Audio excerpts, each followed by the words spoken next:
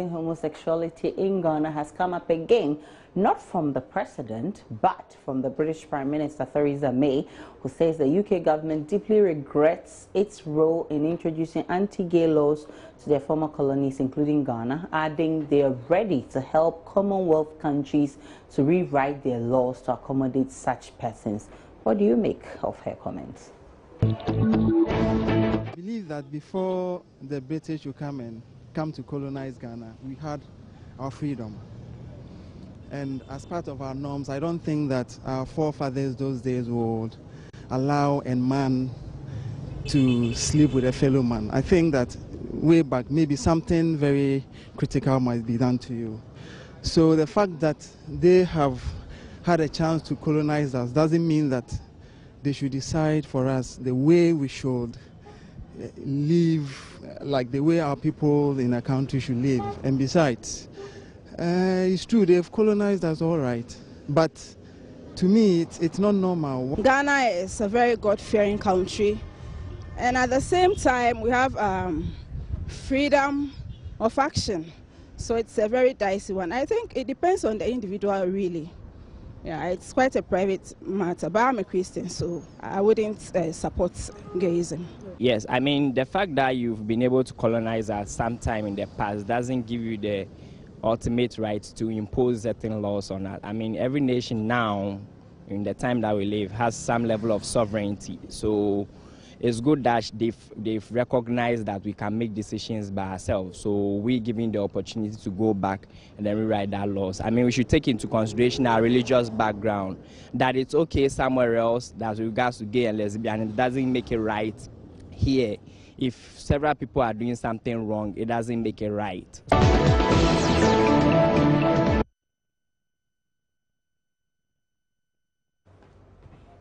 All right, so it's obvious that a lot of people are not interested in decriminalizing homosexuality. Let's check out what you've been posting on Facebook. Right, so on Facebook, we have Komla Zono says, if our leaders can't be decisive and straightforward, other countries will do it on our behalf. What is the stance of the President of Ghana? Mohammed Zak says, I'm afraid because of the leaders we have, most of them love money than Ghana. Even the President cannot come out for us to know his stance. I hope the statement is bound to happen is not what he is standing for. May Allah save us. King Zak says, we don't need their help on this issue. Kura, my problem is rather what the UN experts said, that the Ghana Beyond AIDS slogan might avoid donors from helping us. Abraham Smith says, she can't sit in the UK and dictate to we the Africans, and for that matter, Ghana. It is absolutely preposterous to hear this. And James Abusanga writes, Ghana is not interested in their help in rewriting our laws. What Ghana wants is for them to stay away from us with their so-called help. And Moming says, please don't fool us. You as Media House know that this is bound to happen because any member of the UN is in line with the New World Order. Like, seriously? Well, Kwesi Boateng Epa says, so all that these whites think about is how to colonize us again from their country. Theresa June slept on a pillow and had this idea. And Jericho Kudansu says she should rather regret the looting of our resources by Britain, plan returning to them, paying repatriations or compensation, and stop this piece of advice. Those are some interesting comments on Facebook. Also, CNN international correspondent Christian Amanpour has hit back at Ghanaians, the media, and the Ministry of Gender, Children and Social Protection for condemning actress Moesha Budong for the comments she made on CNN during an interview. She's jumped to her defense, stating that she is angry at the way Ghanaians are chastising Moesha for opening up. But many of those who feel Amanpour is being hypocritical. Do you feel she's playing double standards? No, I don't think she's playing double standards. I think she was quite surprised by Moesha's response in her interview, but I think that's just a reaction. It's what you go to do a step further. That's the criticism. That's what she's saying. It's not fair because she was giving a personal opinion, and I think Ghanaians only saw an excerpt of the interview.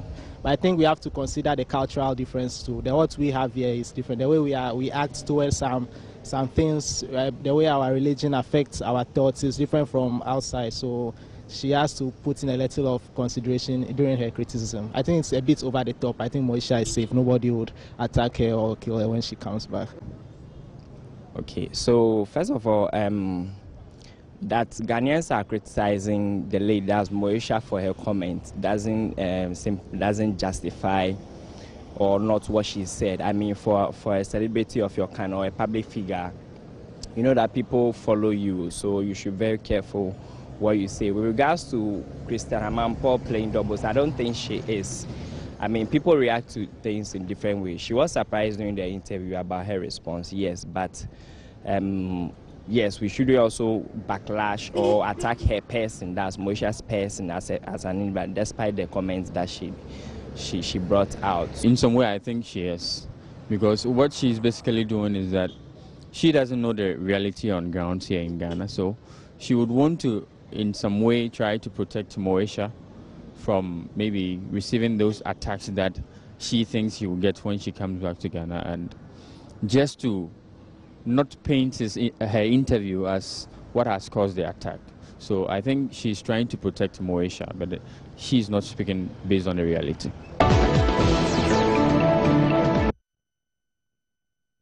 Oh, very interesting comments. I'm amazed at the comments out there, but a lot of your comments are on Facebook. Let's check them out. By Jeremiah says, yes, Amanpour has been hypocritical in this matter. Moesha's remarks were met with mixed reactions from a section of Ghanaians, and she came out and apologized. We accepted the apology and we're moving on. Does that concern Amanpour to interfere in our matter? Anyway, it may be fake news. I may arrest my case. James Abusanga says, Amanpour is being hypocritical and playing double standards. However, Budong was overblasted for telling the truth about herself without fear of stigma. In fact, what she said on BBC remains the naked truth, untold by many. Was it on BBC? Kwesi Boateng Epa says, why must we even waste time on them whilst it's confirmed that someone's father just bought a fake software with my pension contribution? The two women have jaw-breaking names, so I'm not surprised. Better the same feathers. Confuse the hunter.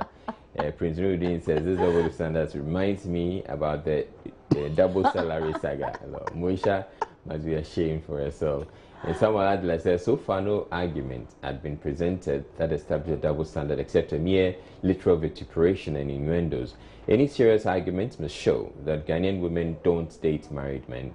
A logical proof that she generalized the situation, and whether Amanpour even acquiesced with the lifestyle described by Moesha. Hey, quite a mouthful, bravo. And Hadera Mystical Brahma writes, what's this incongruous behavior? You made some Ghanaians to chastise a young lady for speaking her heart out, and you turn around to do damage control. Walanya Kweche says, very well, double standard and populace. Hey.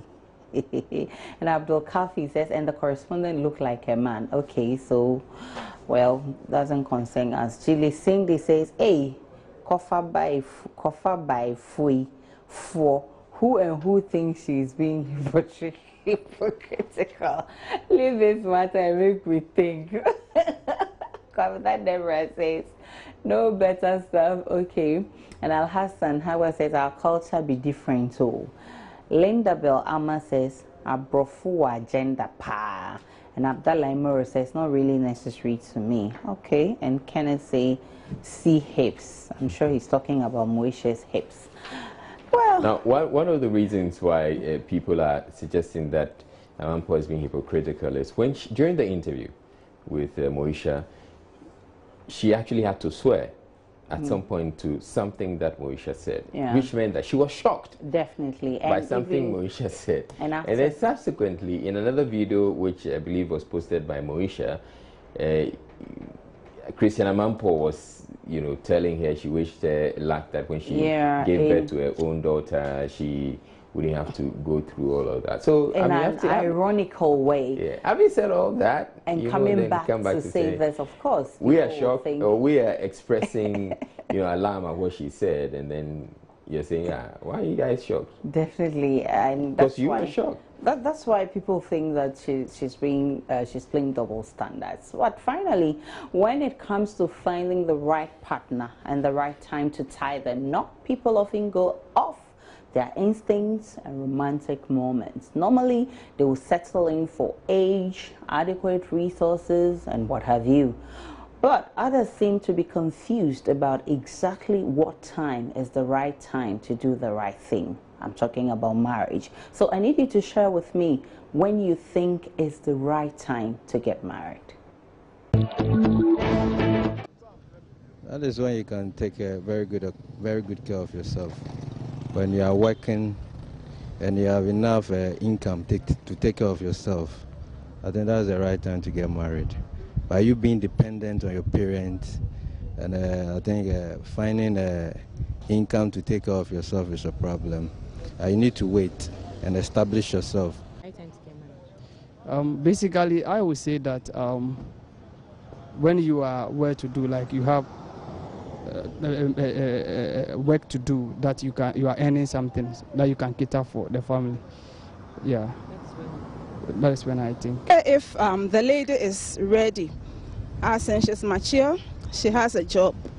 Because of late, most guys want someone who can support them.